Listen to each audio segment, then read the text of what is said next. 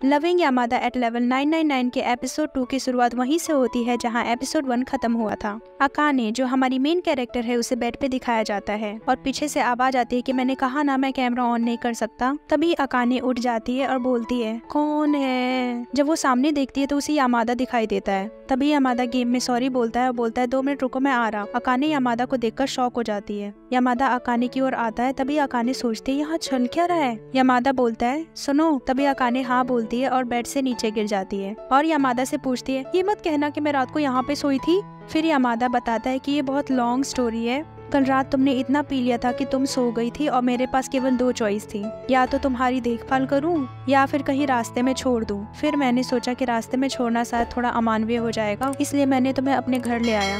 फिर अकाने बोलती है कि मैं तुम्हें दिल से सॉरी बोलती हूँ और थैंक यू करूंगी किसी दिन अच्छे से, चाहे कुछ भी हो जाए। तभी यामादा कहता है कि कोई बात नहीं, अभी तुम यहाँ से चले जाओ और दोनों का हिसाब बराबर। फिर अकाने बोलती है अच्छा जब मैं जा रही हूँ और सॉरी सब चीज के लिए। तभी यामादा बोलता है वैसे तुम्हारे उल्टियों वाले कपड़े मैंने धो दिए और बाथरूम में है और रात के कोलास के पैसे भी दे दिए। तभी अकाने बोलती है ओ सॉरी मैं तुम्हें कुछ देर में सारे पैसे लौटा दूंगी। फिर पूछती है वैसे बाथरूम किधर है। यामादा जवाब देता है कि बाहर जाके राइट ले लेना, वहीं पे है बाथरूम। अकाने फिर घर जा रही होती है और यामादा बोलता है वेल मुझे नहीं लगता कि मैं तुम्हें वापस देख पाऊंगा, इसलिए टेक केयर। अकाने फिर घर जा रही होती है और सोचती है मैं कल रात उस लड़के के घर सोई जिसे मैं अच्छे से जानती भी नहीं हूँ, जिसे मैं कल मिली थी। फिर अपनी मॉम को याद करते हुए कहती है मॉम मुझे माफ कर देना और प्लीज यहाँ पे जल्दी आ जाओ ना, आपकी याद आ रही। अब अकाने घर पहुंच जाती है और फेस मसाज करते करते सोचती है यार मुझे सारा काम जल्दी कंप्लीट करना पड़ेगा। फिर कहती है 1 सेकेंड, मैंने तो नेकलेस पहन रखा था ना, मेरा नेकलेस कहाँ गया। पूरे घर में नेकलेस को ढूंढने लगती है, वॉशरूम से लेकर अपने पर्स तक, बट उसे वो नेकलेस नहीं मिलता। फिर सोचने लगती है कहीं यामादा के घर पे तो नहीं छूट गया ना। वो गेम खोलती है और अकाने की गिलमेट रूरी ही में अकाने को हेलो करती है। रूरी को देख अकाने बहुत खुश हो जाती है और हेलो करती है और फिर यामादा को ढूंढने लगती है। तभी पता चलता है कि यामादा तो ऑफलाइन है। फिर कल पूरे दिन के बारे में सोचने लगती है। जब मैं जूस की दुकान में थी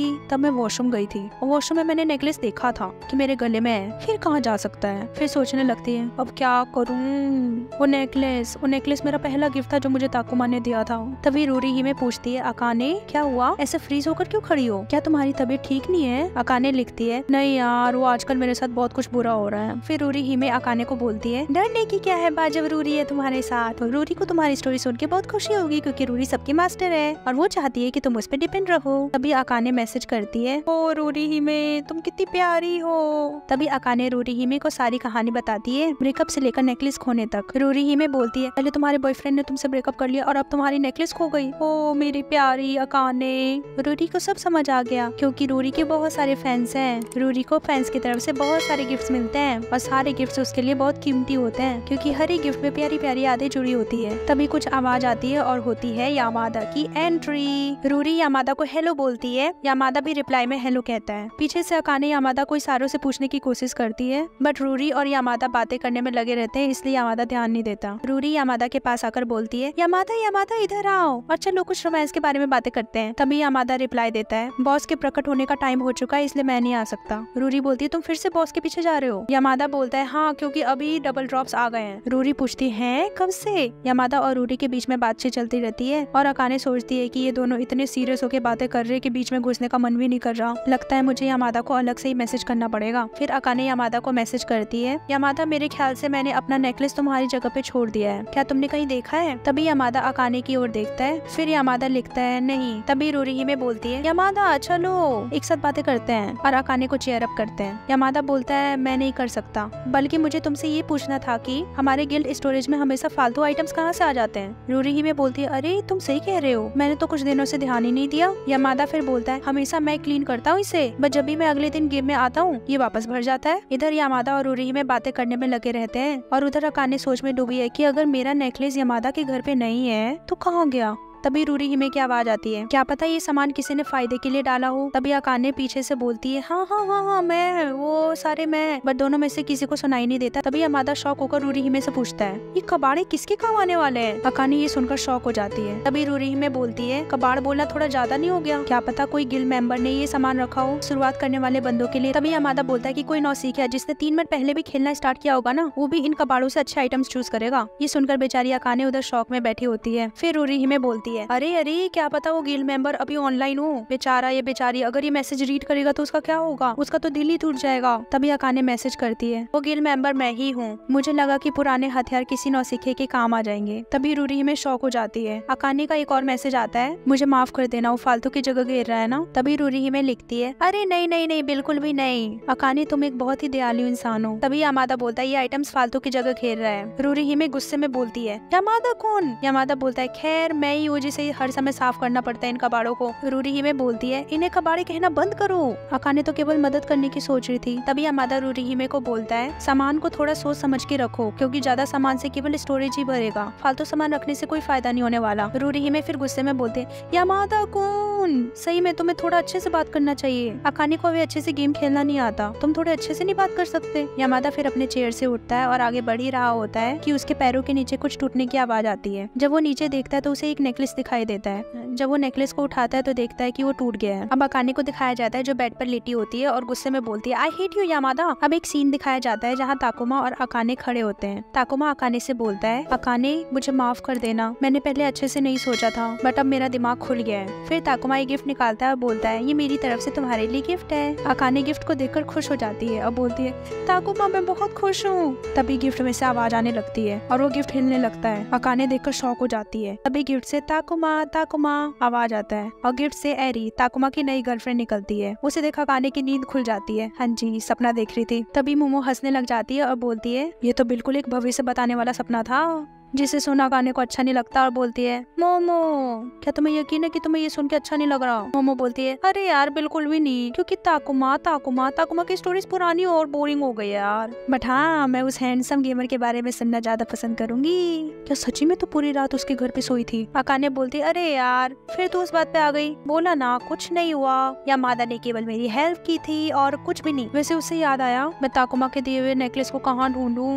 बट फिर मोमो बोलती है हाँ तो गिफ्ट का क्या करेगी जिसने तुझे धोखा दिया है? खैर जिस अकाने को मैं जानती हूँ ऐसी है, किसी का दिया हुआ सामान को बहुत संभाल के रखती है, भले ही उसने उसे छोड़ ही क्यों ना दिया हो। फिर अकाने को बोलती है वैसे तूने ऑनलाइन गेम भी खेलना इसलिए स्टार्ट किया था ना ताकि तू उसके साथ रह सके, भले ही तुझे उस गेम में कोई इंटरेस्ट ना हो। पर वैसे उससे एक और बात याद आई, तो उसके लिए खाना भी पकाती थी ना, खाना ले जाती थी लंच बॉक्स में पूरा पैक करके, है ना। पूरा सोचने के बाद मैं कह सकती हूँ तूने उसके लिए बहुत ही ज्यादा कर दिया था यार। तभी अकाने मोमो को कहती है ठीक है आज के बाद मैं उसके बारे में बात नहीं करूंगी, इसलिए अब चुप हो जा प्लीज। फिर अकाने घर की ओर निकलती है और सोचती है 6 बज गए, वेल आज रात को मेरा कोई प्लान नहीं है कुछ भी करने का, अकेले गेम खेलने में भी मजा नहीं आएगा। तभी यामादा की बात याद आती है, ये सारे कचड़े रास्ते में परेशानी कर रहे हैं, और फिर सोचती है हाँ यार मैंने उस दिन से गेम भी नहीं खोला ना। तभी पीछे से आवाज आती है आपकी तो मुझे माफ कर देना, आपको रोककर टाइम वेस्ट करने के लिए सॉरी। फिर अकाने सोचती है एक हाई स्कूल लड़की, ओहो लगता है अपना लव कन्फेस कर रही है। हाँ काश मैं भी वापस यंग बन जाऊं, मैंने भी अपना पहला प्यार किसी बड़े लड़के को कन्फेस किया था। तभी पीछे से आवाज आती है क्या तुम्हारा हो गया? अकाने जब वो आवाज सुनती है तो उसे जाना पहचाना लगता है, तब वो पीछे मुड़कर देखती है। तभी आवाज आती है कि तुमने मुझे पूरे 7 मिनट से रोक रखा है, क्या हम बाद में बात कर सकते हैं जब तुम सोच लोगी कि तुम्हें कहना क्या है? सॉरी बट अब मेरे बॉस के आने का टाइम हो चुका है। दोनों लड़कियां शॉक हो जाती है और यामादा वहाँ से चला जाता है। तभी अकाने बोलती है वापस इधर आओ। तभी अकाने उसके पास आके बोलती है हाँ तुम मुझे भूल गए होंगे मुझे पता है। फिर बताते है कि मैं अकाने हूँ जिससे तुम इवेंट में मिले थे, याद आया कुछ? तभी यामादा बोलता है अच्छा वही लड़की जिसने शॉप में खूब पिया था और फिर उल्टी कर दी थी। तभी अकाने बोलती है उन सब चीजों के लिए मुझे माफ कर देना, सॉरी।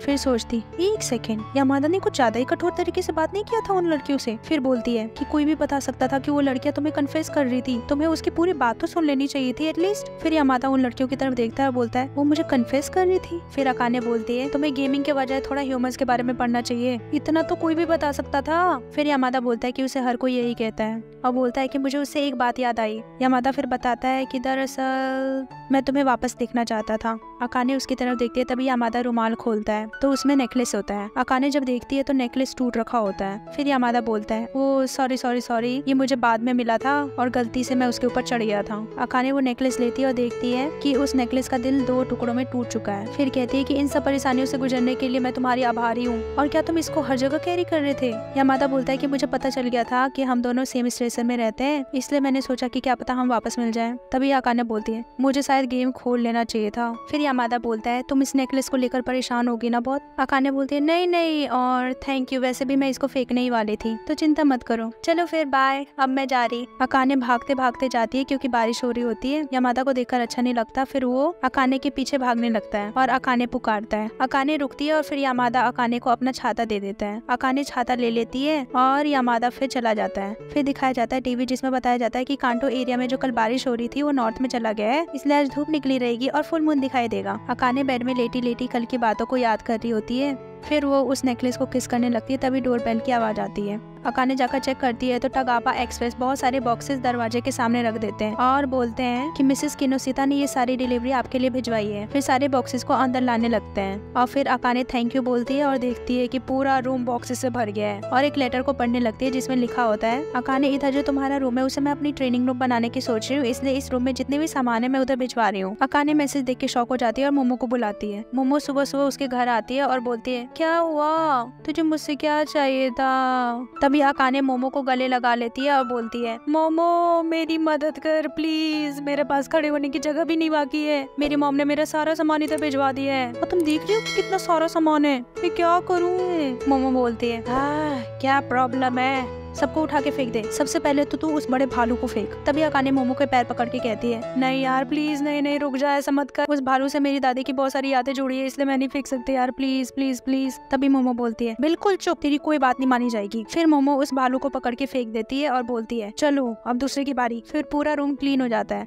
बेचारी अकाने को सारा सामान फेंकना अच्छा नहीं लग रहा था। तभी मोमो सामने दो सामानों को और दिखाती है, फिर बोलती है अकाने इन दोनों चीजों का क्या करना है? एक नेकलेस है और एक छाता, कहाँ रखूं इसे? ये छाता तो अभी नया लग रहा है तो इसे तो तुम यूज करोगी, इस नेकलेस का क्या करूं? अकाने को दोनों सामान को देखे यामादा की बातें याद आती है। सामान को थोड़ा सोच समझ के रखो क्योंकि ज्यादा सामान से केवल स्टोरेज ही भरेगा। फिर अकाने बोलते कि मैं हर एक सामान तो नहीं रख सकती ना जो मेरे लिए कीमती है। फिर वो सारे फालतू सामानों को फेंक देती है, बट वो भालू को उससे नहीं फेंका जाता। मोमो अकाने के पास आके उसके सर को सहलाती है। अकाने फिर बोलती है क्या हम आज बाहर खाना खाने चले? मोमो बोलती है क्यों नहीं चल, बट इतने पैसे नहीं, इसलिए थोड़ा सस्ता खाना ही ऑर्डर करना, ओके?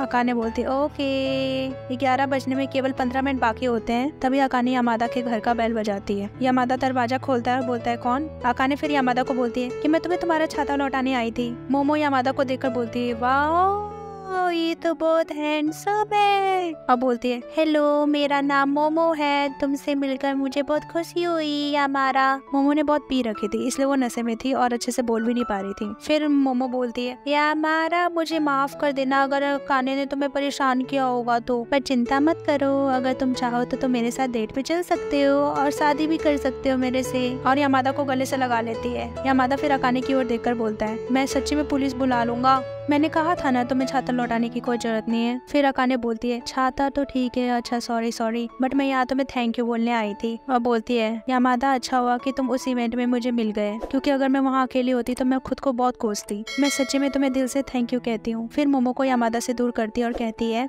ओके फिर हम निकलते हैं, इससे पहले तुम पुलिस को बुलाओ। फिर मोमो को पकड़ के चलने लगती है। तभी यामादा अपने घर जा ही रहा होता है कि उसे रोने वाली अकाने याद आ जाती है और वो पीछे अकाने को मुड़कर देखता है और बोलता है रूरी ही मैं तुम्हारे लिए परेशान थी कि तुमने उस दिन से गेम को लॉगिन नहीं किया, अगर तुम कभी फ्री रहोगी तो। तभी अकाने मुस्कुराती है और बोलती है ओके मैं लॉगिन कर लूंगी, अभी कर लूंगी, जैसे ही घर जाऊंगी वैसी करूंगी। यामादा तुम आओगे ना अभी गेम में? यामादा कहता है नहीं मैं अभी सोने जा रहा हूँ। तभी मोमो नींद में बोलती है मैं उससे शादी करूंगी। और फिर एपिसोड 2 यहीं पे होता है समाप्त। गाइस आई होप आपको ये वीडियो पसंद आया होगा। अगर पसंद आया तो लाइक और सब्सक्राइब कर देना। अब हम मिलेंगे अगले वीडियो में, तब तक के लिए बाय बाय।